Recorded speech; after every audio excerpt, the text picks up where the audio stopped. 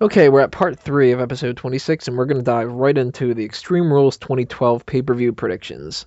Starting with the pre-show. Thank God they're doing a pre-show again. I missed the fucking free-for-all that they used to call it. That was so good back in the day, and I don't know why they stopped doing it. They ended up just doing all this fucking, let's recap this shit that we've been showing you for weeks, and then when it comes to the pay-per-view match, we'll recap it again, and it annoys the hell out of me. If anybody reads the website or listens to the show or anything, they know that like my number one complaint with WWE is how much recap shit they do. So thankfully they're going to do this YouTube pre-show match, and it actually isn't something that's just the Usos against like McIntyre and McGillicuddy or something, Oh, they've dropped the ball with McIntyre, but I'm not even going to go into that at the moment. and the Usos. But Yeah, definitely. so it's That Santino Marella defending the United States Championship against The Miz. I'm not too happy with this because I don't feel the Miz. I believe the Miz is somewhere in between the world title and upper mid card status. He doesn't need the United States Championship, and I've got a funny feeling this is going to go the route where the Miz will recapture the United States Championship. Oh, you think so? Yeah, I don't think Santino's going to get the win over this one. Well, correct me if I'm wrong. This is the first of the YouTube pre-shows that they're doing, right? Yes. You know what?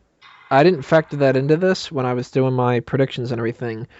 But if this is the first one, I could see them having Miz win it just because they would make people go, "Oh shit, I have to watch the YouTube thing," which is actually a good policy. Now, when it comes to the Miz winning the United States title, that's not necessarily good policy, but the idea behind it is. I Yeah, I think it's because they're basically sitting there going, we don't know what to do with him at the moment, so let's just put him in the mid card again.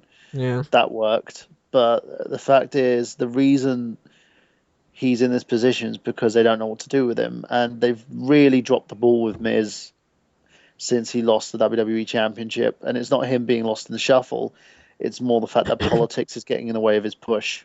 that and they keep just focusing on other things and not paying a whole lot of attention to a bunch of other things. I mean, Yeah, when you have Brock Lesnar out there, you obviously have to put a lot of attention on Brock Lesnar, but there's but nowhere for again, Miz to go in the main event right now on Raw. So there is. You I could add him into the WWE title slot with Jericho and Punk. Or you could even give him a face run. You I'd like don't to see need. him turn face.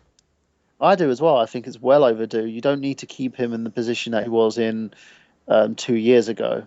There's no issue. There's no point if you're not going to give him the WWE Championship. Pop him on SmackDown. Let him go after the world title. There's no reason why they need to put him in this position at all.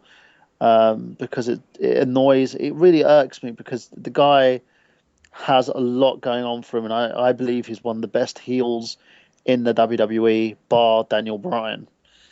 And I'm saying that bar Daniel Bryan because Daniel Bryan is equally at the moment as amazing as The Miz is on the mic, and his character's really over.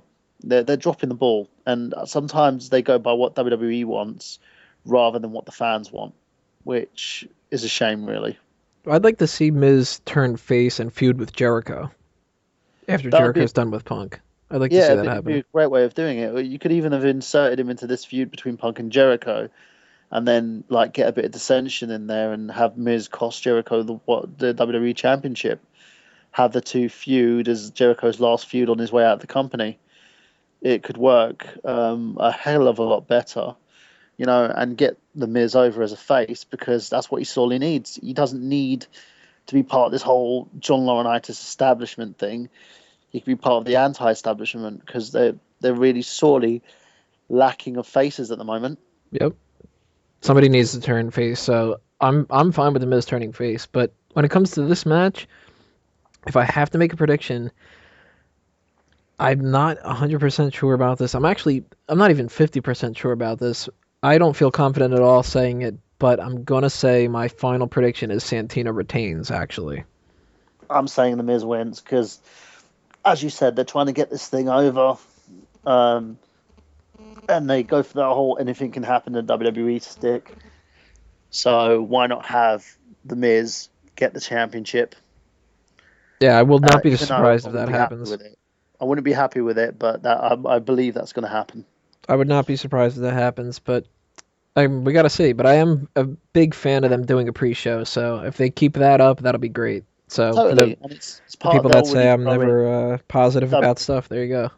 Well, it's also due to the fact that WWE and YouTube have got such a great partnership going on. They're actually one of the biggest YouTube partners on YouTube. So, Yeah, it happens when you try to get people to shut down their videos. I had to do it. All right, the next part we're gonna go into the Divas Championship. We're kind of working our way up to the main event instead of knocking out the main event right early on. But check out part 5. Nope, part 4 coming up right after this.